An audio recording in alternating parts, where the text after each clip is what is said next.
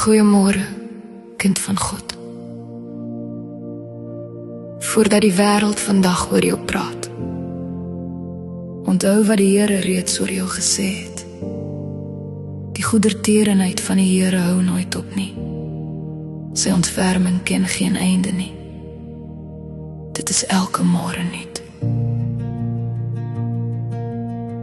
Hierdie môre dra genade, hierdie dag dra hoop. Hierdie asem in jou longe is nog 'n bewys dat Jesus Christus jou nie vergeet het nie. Mag die vrede van die Heilige Gees jou gedagtes stil maak.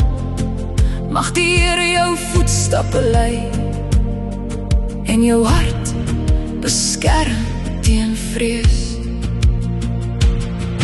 Moenie bang wees vir vandag nie, God staan reeds in jou môre.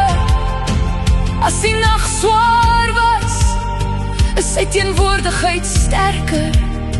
As jy in stilte gehuil het, het die Here elke traan gesien. Staan vandag op met geloof, staan op met vrede, staan op met die wete, dat die koning van alle konings sal met jou loop. Kies vandag liefde bo bitterheid, gebed bo bekommernis en waarheid bo vrees.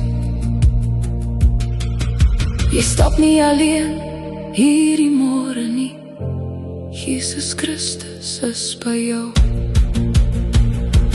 Goeiemôre,